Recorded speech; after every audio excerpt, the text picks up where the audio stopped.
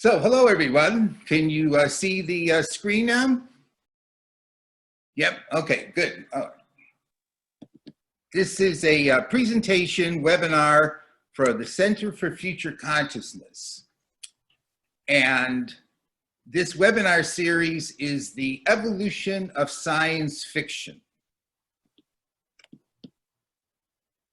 And what we're here today for is the first module, what is science fiction?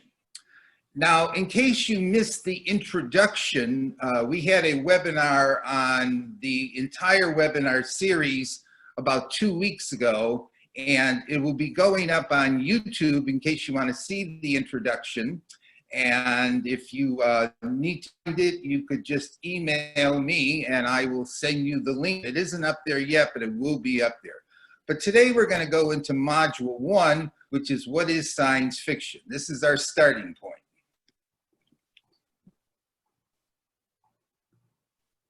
And I'm Tom Lombardo, and I'm the director of the Center for Future Consciousness, and I'm also a fellow and executive board member of the World Future Study Federation.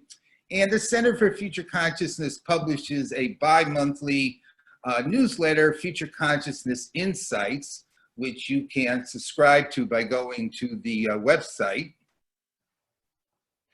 And here are a number of my books. My background is in psychology, philosophy, history, the study of wisdom, future studies, and a lifelong passion and interest in science fiction.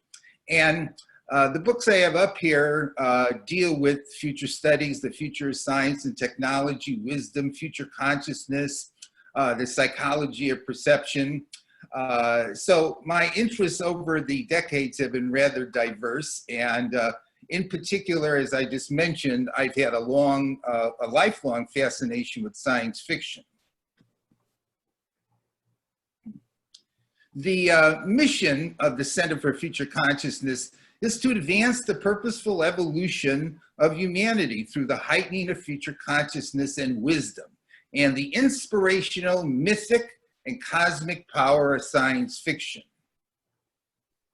And this webinar series is based upon a series of books that I am writing, Science Fiction, the Evolutionary Mythology of the Future. Volume 1, Prometheus to the Martians, has already been published. Volume 2, The Time Machine to Metropolis and Superman to Star Maker, are completed and will be published soon. Volume 4, The Golden Age to the New Wave, and Volume 5, Star Wars to the Singularity and Beyond, I am presently working on. This book series, which as far as I know, is the most comprehensive expansive history of science fiction that I have seen anybody write, is based upon a course on the history of science fiction, or the evolution of science fiction, that I've been developing over the last 15 years. So what you're going to be getting throughout this webinar series is an online version of a course based upon a book series that I have been evolving since around 2000 to 2005. And I think it's a very comprehensive and detailed and philosophical look at the past of science fiction and even into the future of science fiction. And I'm going to be doing this webinar and the next webinar free. But after these 2 free samples, my plan is to start to charge for the webinar. And right at the moment, what we're thinking is if you want to attend individual webinar events in this series, they will be $25 a piece, so you know this ahead of time, but that's not to the 3rd module. And if you're interested in buying the whole package and participating in the whole package, it'll be $275 for all 16 webinars in this series. And the whole series is going to be 16 webinars, such as the one today.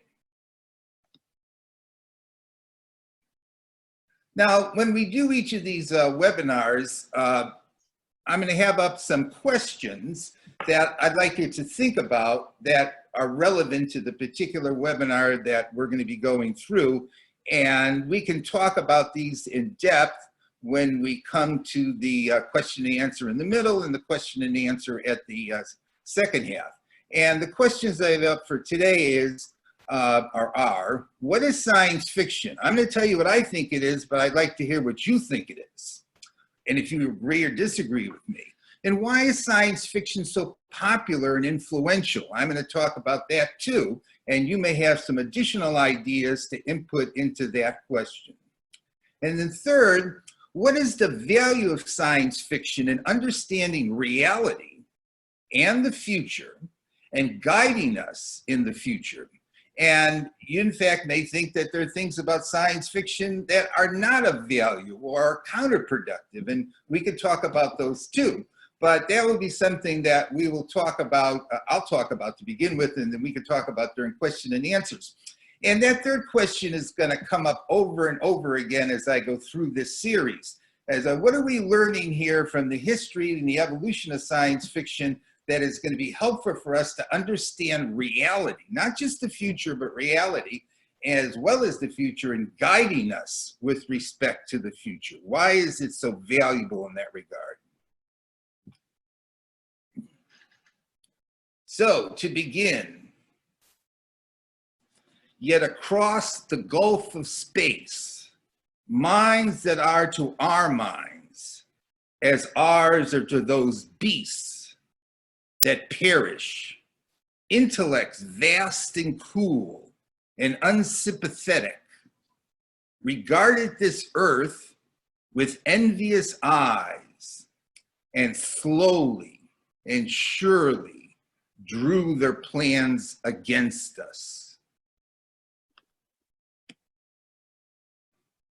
That was a little film clip from the 1953 version of The War of the Worlds.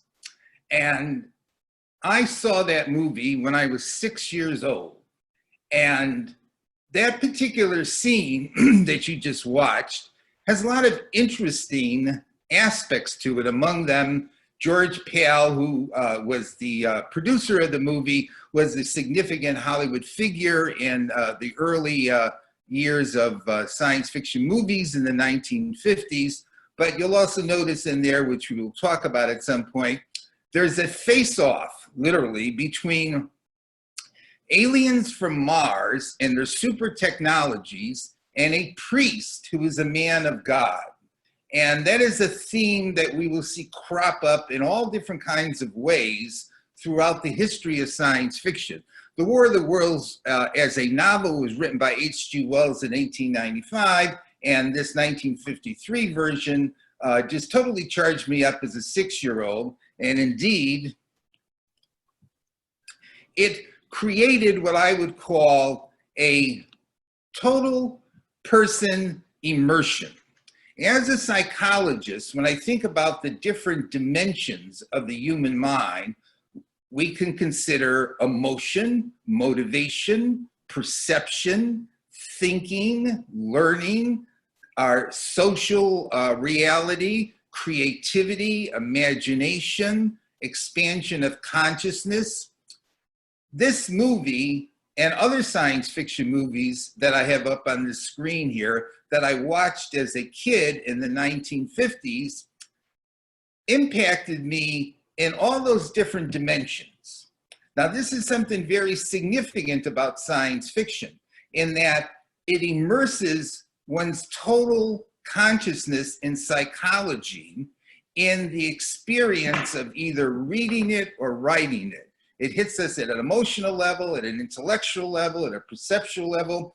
And up here, as I mentioned, I have some of the key movies of that decade that as a kid I watched. And in fact, after I watched The War of the Worlds, I decided that I was going to write a story about aliens invading the Earth and actually put out a play with some of my friends, which never came to pass. But it did impact me, as I said, throughout my entire psyche, my entire consciousness. And that's a very significant aspect of science fiction.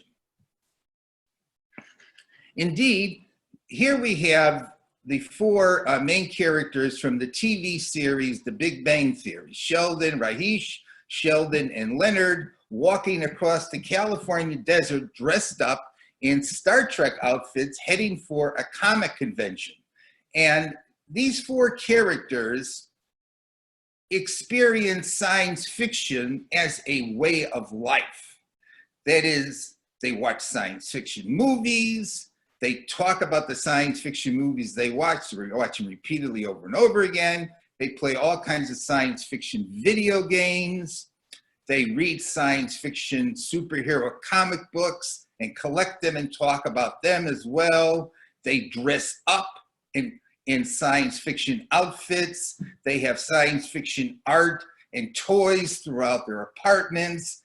And Sheldon has as his ego ideal, Mr. Spock from Star Trek. That's who he identifies with. His friends, though, on the other hand, think that Sheldon perhaps is either an alien or a robot.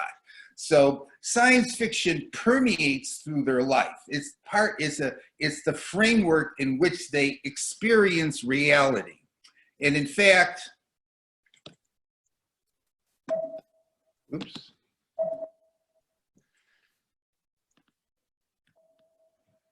Something happened. There you go. Okay. To use an expression from Thomas Kuhn, the historian of science, science fiction is a paradigm for living and understanding reality.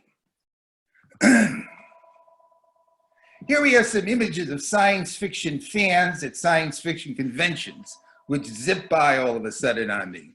But the really classic example of fans who live, breathe, and identify with science fiction are the Trekkies.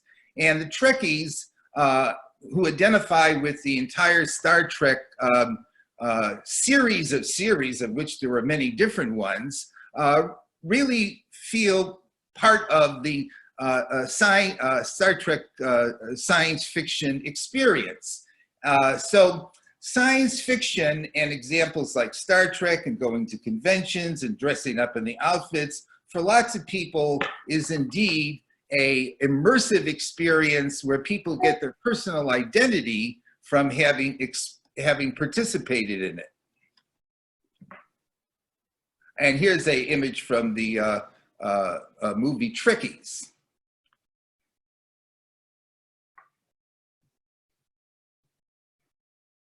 Now, although one could see science fiction as a lot of fun, experiencing it from the point of view of Star Trek or Star Wars, etc.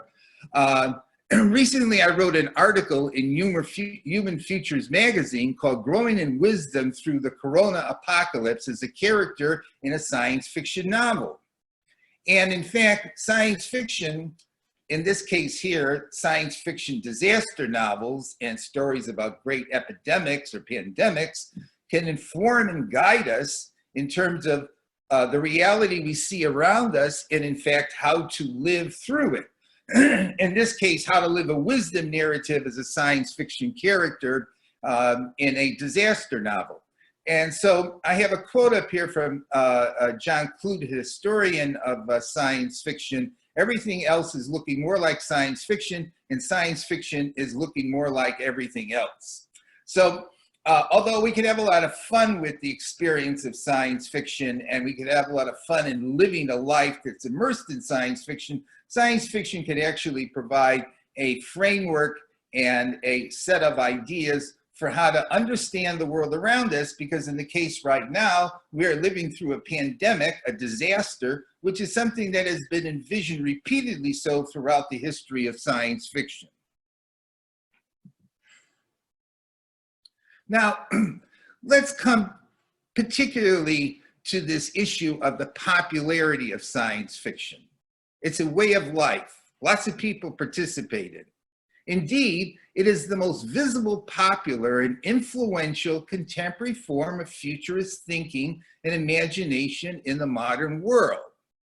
More people know about science fiction as a way of coming at the future than any other discipline, any other approach to the future. Science fiction permeates out into our culture and impacts us more so than future studies or any other way of coming at and thinking about the future. And part of the reason for this is something I've already introduced, in that it engages the intellect and imagination, emotion, motivation, your senses, your behavior. It motivates you. It addresses values and ethics. It hits you at a personal level, a social level, a cosmic level pertaining to the future.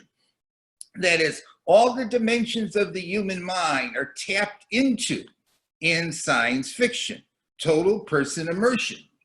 And indeed, I would say that because it speaks to the whole person, stimulating and enhancing all the dimensions of human consciousness of the future, it stimulates holistic future consciousness. And that is key to its popularity and to its influence. Now, what do I mean by holistic future consciousness? Well, I have a whole book on it, Future Consciousness, The Path to Purposeful Evolution. And holistic future consciousness is simply the total integrative set of psychological processes and modes of experience and behavior involved in our consciousness of the future, including emotion, motivation, thinking, imagination, and personal identity. A thing to just highlight here to make the point about why science fiction is so influential is that it's not simply an intellectual pursuit, in that it affects you and impacts you emotionally and personally, as well as intellectually, and as well as your cognitive processes of the mind. So because it does that, because it gets to your heart and to your senses, as well as to your intellect and imagination, it affects all aspects of our future consciousness. Now, future consciousness is our most empowering and distinctive human capacity, I believe, which I discuss in my book, Future Consciousness. And indeed, it's what drove the purposeful evolution of society and the human conscious mind. And science fiction has a unique and increasingly powerful role in the ongoing purposeful evolution of future consciousness. So I believe future consciousness in all of us is something that is in a process of evolution, and science fiction is driving that evolutionary process. It is stimulating our whole minds with respect to our consciousness of the future.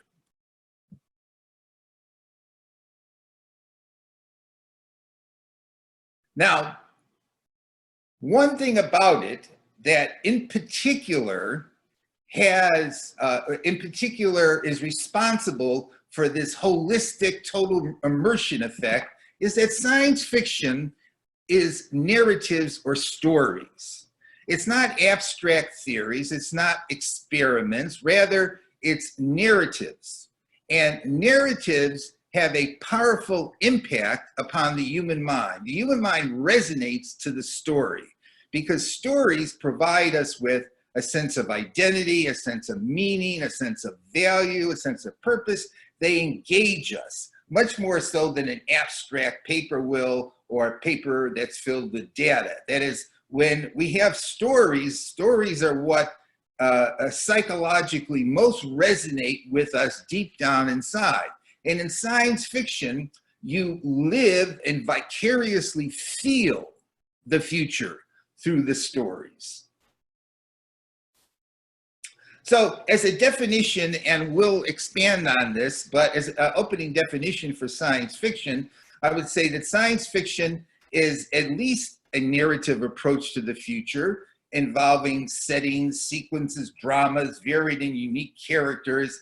To a significant degree, it's informed and inspired by science and contemporary thought, and it's imaginative and highly detailed scenario building and thought experiments about the future, set in the form of stories and more. Because what I will say a bit later, in fact, it doesn't come up really until the next module, is that science fiction is actually about more than just the future, although the future has been its primary area of focus.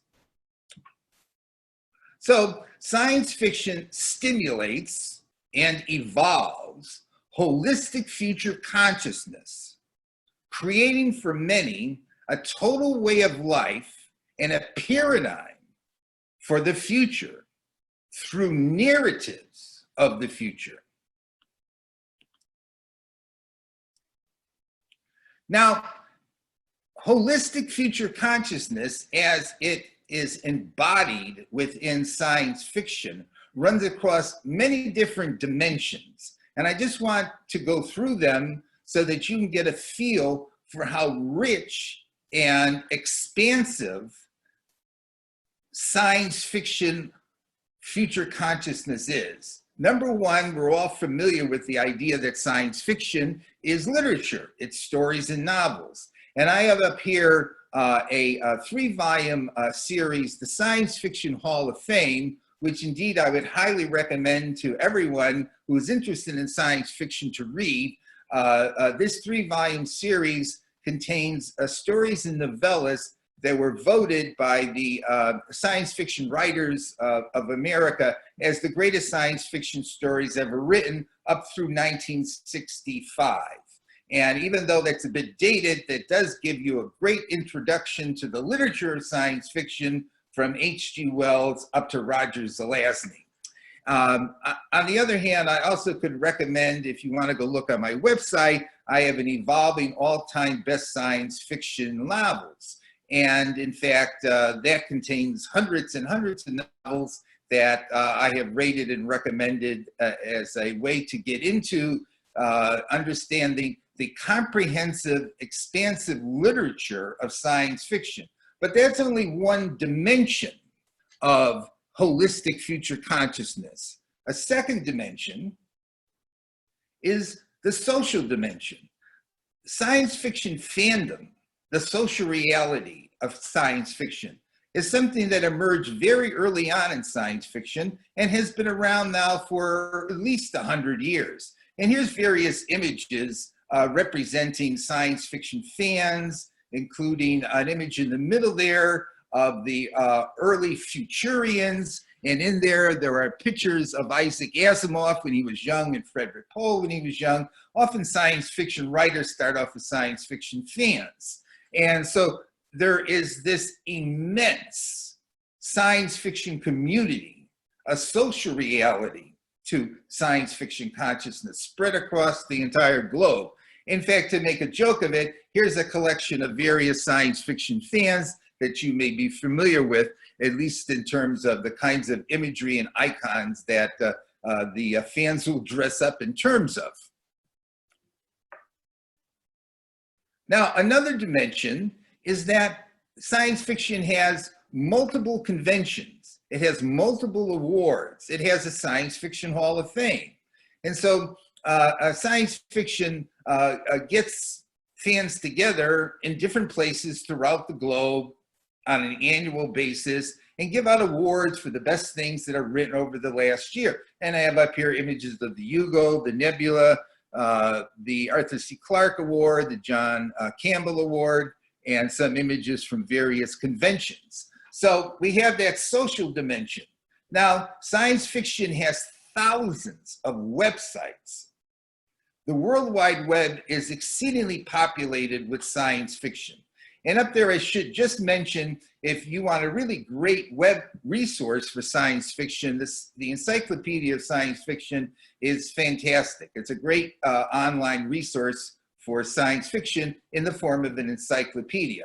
But that's another dimension to science fiction, which is on the internet, on the web.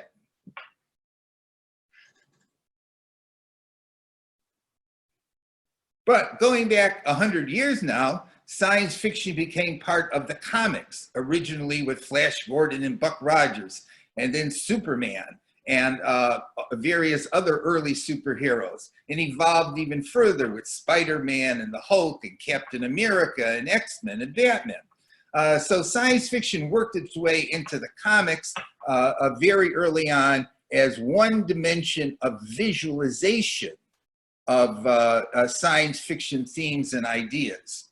And when we come up to the 60s, we have Stan Lee with Marvel Magazine further evolving this visual dimension of science fiction. And as I mentioned, the characters from the Big Bang Theory really get into the comic book dimension of science fiction and the characters in it. A very noteworthy event, phenomena, within comics and graphic novels is Watchmen. Watchmen was originally written as a very big graphic novel, big comic book back in the 1980s. Interestingly, when the staff of the New York Times did a vote on the 100 best novels, English-speaking novels of the 20th century, this big comic book came in at number 18. This comic, this graphic novel, is an extreme expression of the level of quality, imagination, and intelligence that has evolved in the comic book graphic dimension of science fiction. And we'll talk about Watchmen. Now, back in 1938, turning to another dimension, radio, Orson Welles, who was not related at all to H.G. Wells, spooked out the nation on the radio by doing, in fact, a reenactment of the Martians invading New Jersey in this case. And lots of people, in fact, believed it. So science fiction got into the electronic media very early on, and I'll even talk afterwards about how it got into movies and cinema very early on too. But as soon as TV took off, we had science fiction TV series, beginning like with Captain Video and his Video Rangers back in the early 1950s. And over the last 70 years, science fiction has permeated TV. In fact, it's become even more popular as the decades have gone on. More recently, we see The Man in the High Castle, Black Mirror, The Handmaid's Tale, and American Gods being made into TV series. And in the last couple of years, I have up here 4 noteworthy TV science fiction series: The Expanse, Westworld, The Umbrella Academy, and Devs. And all of these have significantly involved special effects. All of them have very intelligent and thoughtful plots and characters. And so science fiction is definitely part of the TV scene of TV consciousness. And in fact, people are watching right now, the Westworld series is the most recent example of a popular science fiction TV series. But aside from radio, comics, another dimension, and TV, another dimension of holistic consciousness, holistic future consciousness with science fiction is science fiction art. Science fiction art is something which has evolved since the time of Alba Rabida in the 19th century, and there are some very accomplished, inventive, creative, arresting science fiction artists who have painted and produced covers for a variety of different, obviously different science fiction novels. Science fiction art is another whole dimension of holistic consciousness. And up here I have pictures by Frank Frazetta, Virgil Finlay, Hans Bach, Giger, Richard Powers, who was a kind of Salvatore Dali of science fiction, Chesley Bonestell, who did some very realistic outer space, Kelly Freas. So we'll be looking at some of that as we go through the series too, and how science fiction art, the visualization of science fiction through this medium, has been very significant as well. And of course, there are science fiction videos by the hundreds, if not thousands, that people participate in for thousands of hours. Indeed, we have the novel Ready Player One, a science fiction novel, which was written about a character who was involved in playing video games that was then made into a movie in which the video game experience through special effects becomes part of the movie. So the different dimensions of holistic future consciousness and science fiction get woven together in different types of ways. And I'm not even mentioning up here the fact that there's also science fiction music too. As I mentioned with the Big Bang Theory characters, There are science fiction toys, science fiction paraphernalia, science fiction clothing, science fiction collectibles. That is, one can decorate one's house in science fiction. And at some point, I'll even show you my science fiction room, which is entirely decorated in science fiction books, science fiction figures, and science fiction art. And that's another dimension to the reality of science fiction and the holistic consciousness of science fiction. Now, the biggest impact and the most significant dimension in terms of pop culture regarding science fiction has been science fiction cinema.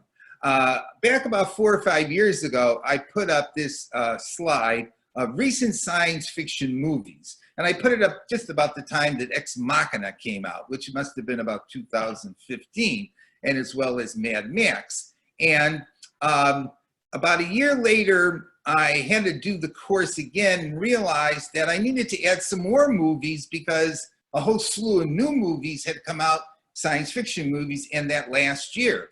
I should mention up here, though, as interesting science fiction movies that maybe you haven't watched because they haven't been as popular, but still very interesting, are The Machine and The Europa Report. And if you haven't seen the new Mad Max, Fury Road, that one is also extremely good, much better than the other Mad Max from 20 years back. But I had to put up a new slide, a new set of images, because here we have this whole new set of science fiction movies that came out within 1 year. A couple new Star Wars and Arrival and Passengers and Deadpool and another Star Trek and Superman and Batman duking it out. And then within another 6 months, I had to put up another set of science fiction movies that became popular. The next Star Wars, a redo of Blade Runner, the next installment in the new Planet of the Apes series, and Wonder Woman, and Guardians of the Galaxy. And indeed, in the last 4 or 5 months, I put up another slide because, in fact, in the last 6 months, we have a whole new bunch of science fiction movies. The last installment, presumably, of Star Wars, The Rise of Skywalker, some more Avengers superhero movies, another Godzilla movie, and Godzilla movies just have come out and come out and come out by the dozens over the years.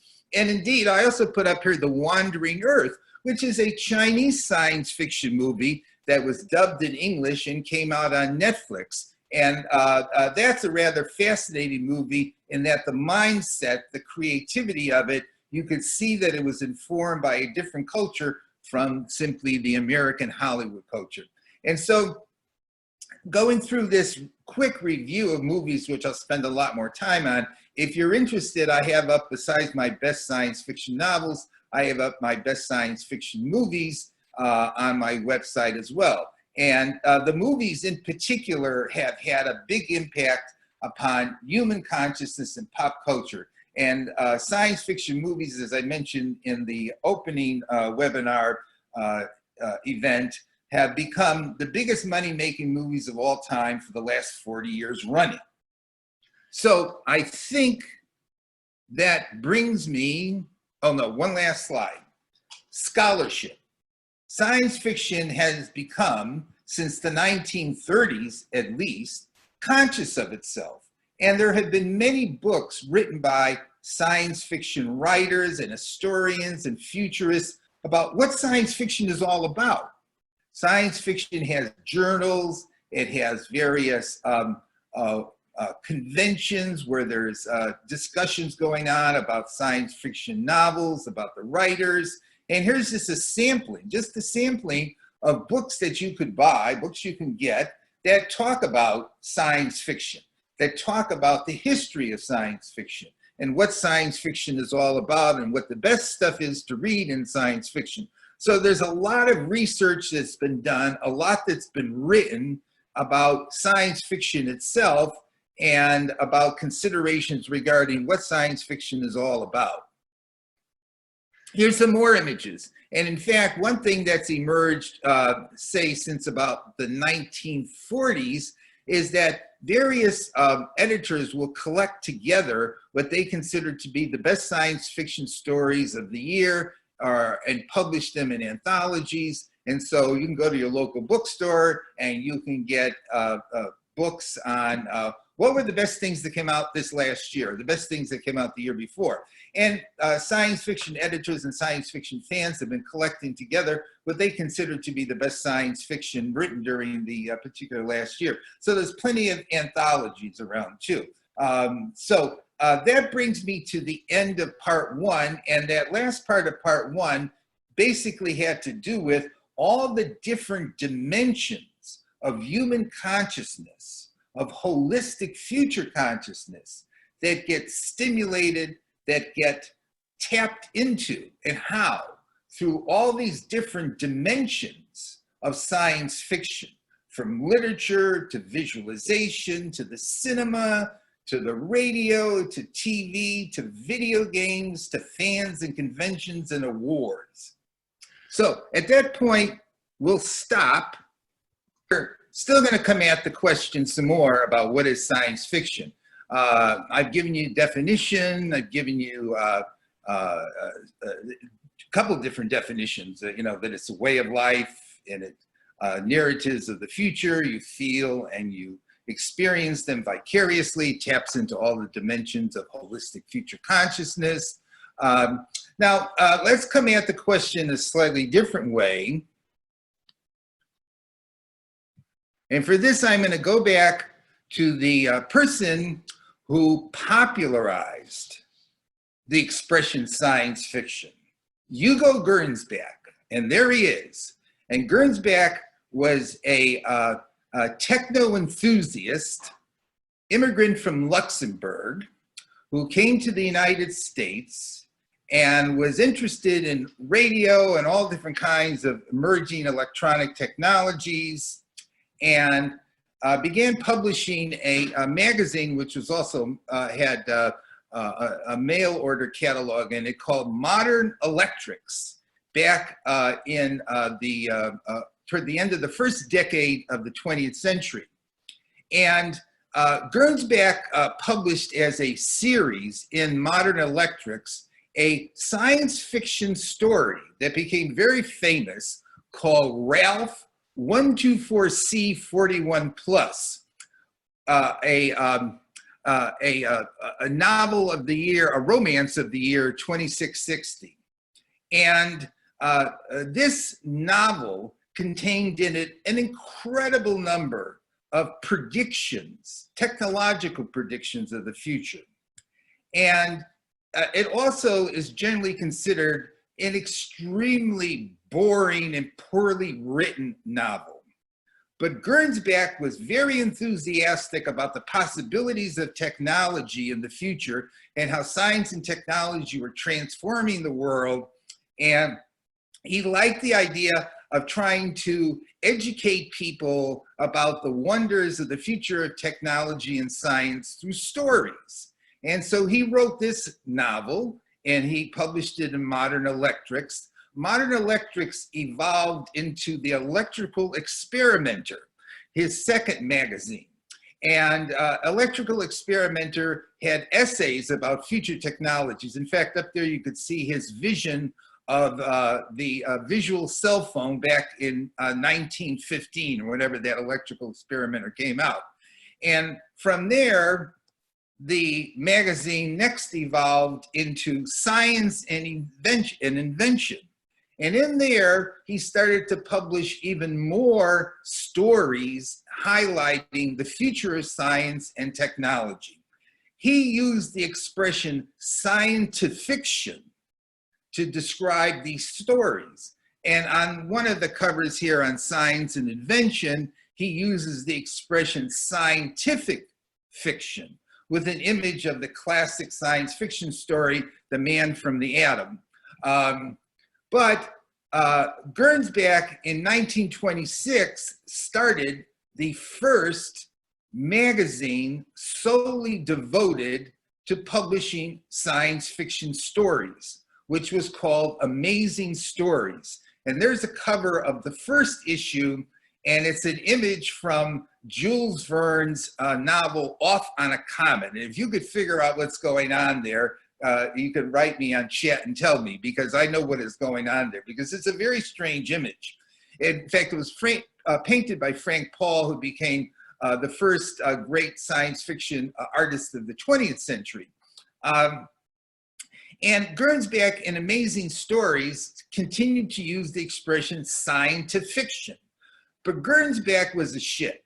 And Gernsback didn't pay his writers, or paid them very poorly. In fact, he had a really hostile relationship with H.G. Wells. He had a hostile relationship with H.P. Lovecraft, with Edgar Rice Burroughs.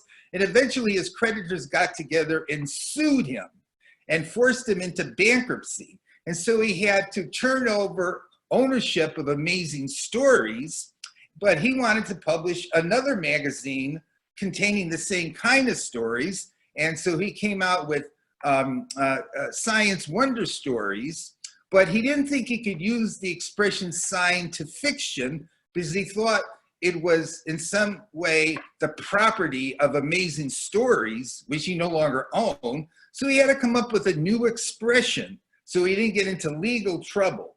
So on the cover of the October issue of Science Wonder Stories, for the first time on a cover of a magazine, and you'll see it down there in the right-hand corner, the expression science fiction is used. And that's how the genre got its name, from Gernsback and Science Wonder Stories. Gernsback believed that science fiction, as he grew to understand it, was to entertain and educate through stories on the future of science and technology. That was his conception. Now, that conception is very narrow.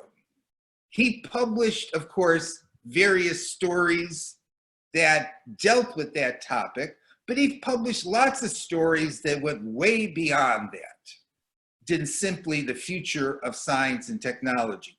But he clearly understood that in order to educate and stimulate people's minds on the future of science and technology, you had to entertain them. And that's part of what I was talking about in the first half of this presentation. So he was looking for good stories that grabbed your attention. And sometimes the focus was on science and technology, but sometimes it wasn't so much at all. And indeed, I will always use as an illustrative example of how Gernsback was so wrong, the classic science fiction story by Roger Zelazny called A Rose for Ecclesiastes. Now, this is the cover of the magazine of fantasy and science fiction where that story first appeared. And it is a painting of one of the great science fiction artists, Hans Bach. And this story is in the Science Fiction Hall of Fame, and it was voted as being one of the 10 best science fiction stories ever written. And the story takes place on Mars, and we have a linguist who is a scholar who goes to Mars to study the culture and language of the Martian civilization, and is a cold and unemotional human being who is tempted into a sexual erotic relationship with a Martian, Braxa, who's on the cover here. And Braxa tempts him into this relationship because the Martians have become infertile and they need some new seed in their biological line. And he becomes a fulfillment of a prophecy in Martian mythology. And he has a biologist, a geneticist, create a rose that he gives to Braxa. This story has a little bit of science and technology in it. And of course, it takes place on Mars. But the focus of this story is philosophical, cross-cultural, psychological. That is, it is a highly well-developed humanistic narrative that is set in the context of the future in Mars. So it clearly goes way beyond simply talking about the future of science and technology. In this case, it's talking about the scholarly mind and different cultures and love and seduction and mythology and prophecy. And of course, Ecclesiastes is a book out of the Old Testament, and there's a connection there with that as well. So that's a really good example of how science fiction definitely transcends simply the future of science and technology. An even better example on a vaster scale is Dan Simmons' Hyperion Cantos, which was 4 novels written through the 1980s and 1990s.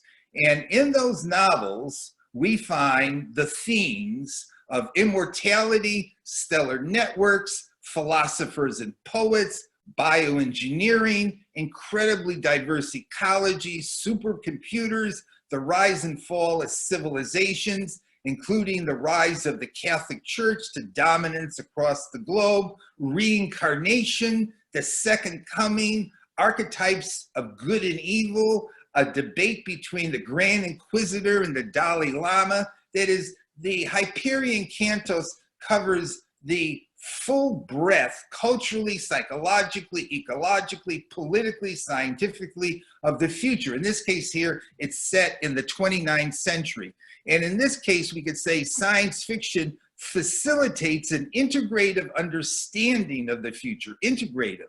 So all the dimensions of human reality, and more than just humans in this, because we have the Shrike there in the middle who is not human, or maybe he is human, I won't tell you, drawn together into an image of the future in all of those different dimensions. And this is not something unique to Hyperion.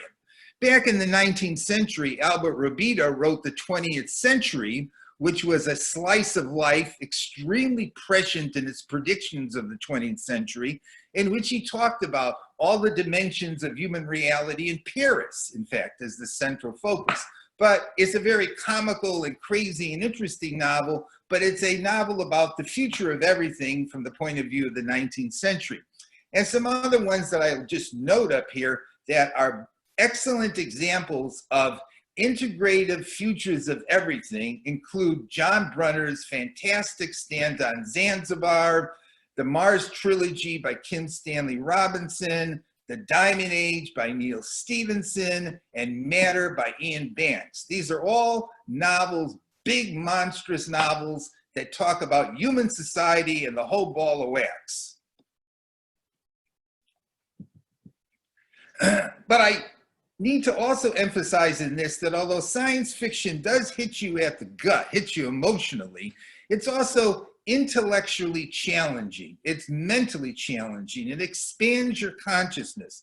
2 relatively recent big picture integrative science fiction novels, River of Gods, which takes place in future India, and The 3-Body Problem, which takes place in future China, give you culturally expansive visions that go beyond just simply the West, but do so really challenging one's mental powers at the same time, you as the reader.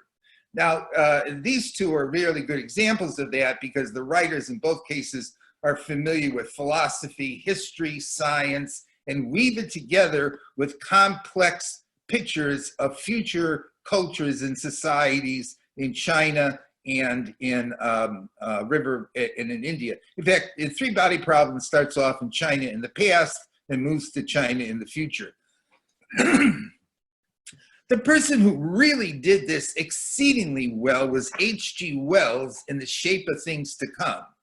The Shape of Things to Come is a synthesis, this is written in the early 1930s, a synthesis of in-depth historical analysis of human history, going way back, contemporary analysis of our modern world today, future studies thinking, what are the possibilities for the future, and a narrative that unfolds of the future, which is science fiction.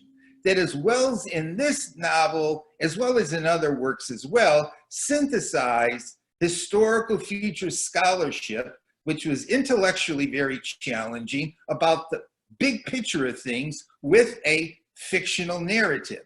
And this is something that goes on frequently in science fiction, where various ideas about the nature of history and things that go on in history and different futurist extrapolations are woven together with fiction. And they can be mentally very challenging. The Shape of Things to Come, I recommend to people to read, because even though it's a big book and it is in a lot of ways very abstract, you can see how Wells pulled together 3 or 4 different disciplines to create a big picture of past, present, and future. Now, speaking of Wells, aside from The War of the Worlds, Wells wrote a number of other great science fiction novels, including his first one, The Time Machine, which I read as a young kid. And I remember when I read it, and I must have been about 12 or 13 at the time, it took me off away from the here and now, because you, of course, go out first hundreds of thousands of years and then millions of years into the future. You realize a level of cosmic consciousness in that novel. And by cosmic consciousness, I mean that when we talk about the future of everything, we can mean all the dimensions of human reality. That's one meaning to the future of everything. But another meaning to the future of everything is the future of the universe, the whole big thing. And when you start to sail out into distant time or distant space, you are realizing a sense, an experience of cosmic consciousness. You are seeing yourself in the context of the ultimate big pictures of reality. Now, that's part of what I mean by science fiction deals with ultimate questions, not just of the future, but of reality. Because in The Time Machine, we go out millions and millions of years to the end of time in our solar system, at least in our solar system. And we achieve a cosmic consciousness. And Ola Stapledon said it very well, a romance of the far future is to attempt to see humanity in its cosmic setting and to mold our hearts to entertain new values. The Time Machine is one novel that does that, that realizes cosmic consciousness by getting out of the immediate here and now and journeying out far, in this case into time, but also it could be into space. Now, why do we need that? And I put up here a second very famous science fiction story, Surface Tension, which is also in the Science Fiction Hall of Fame as one of the 10 or 15 best science fiction stories ever written by James Blish. And this story came out around 1950. And in this story, what we have is we have a group of very, very tiny, almost microscopic humanoid creatures who live in a mud puddle, in a little puddle of water. And they believe that that puddle of water is the entire universe. But there's some of them who think there's something beyond the mud puddle and build the ship to get out of the mud puddle, which means breaking through the surface tension of the puddle, but also breaking through the surface tension of their minds, because their culture thinks this is all there is. And eventually, at the end of the story, they break free and find themselves on a rocky shore of this mud puddle and look up into the sky and for the first time see the stars. And they have a cosmic experience. They have broken out of their narrow conception of reality, and reality has been transformed because of that. And this is an allegory on us. The world that we live in is like a mud puddle. It's a mud puddle in the sense both of, it's a very limited slice of reality, and our minds are very constrained and limited in how we see the total scope of reality. And part of the science fiction adventure, part of the power of science fiction is to be able to break out of that mental set, to break out of that narrow reality that we're in, and to see that there's a lot more out there than we ever dreamed or imagined. And another interesting thing about surface tension is it's an incredibly rich and interesting vision of a microscopic ecology within a mud puddle, because there's lots of different creatures down at this level of size. So it's a really good story dealing with ecology on an alien world. Along similar lines, and this is a third example, we have the story Universe by Robert Heinlein. This is also in the Science Fiction Hall of Fame. In fact, this is one of the great space exploration stories ever written, and Heinlein being one of the great science fiction writers of all time. And Universe takes place in a giant spherical spaceship, which is journeying from the Earth to some place in outer space to find a new planet to settle. But all the inhabitants of the spaceship have forgotten, have lost their memories, because it's been so many generations they've been in the ship, of where they came from. And they in fact believe the spaceship is the entire universe, until the two-headed man who used to live up there reveals to the people on the ship that indeed they're on a spaceship, and they always thought there was an entire universe, that, no, this is just a spaceship you're on. And it's an interesting story about the reconstruction of history, about religion, about cosmic theories. All this goes on in the story about what we believe ultimate reality is, and how we may be very surprised that our visions of ultimate reality don't even come close to the truth. It's another one of those stories that hits the cosmic consciousness level.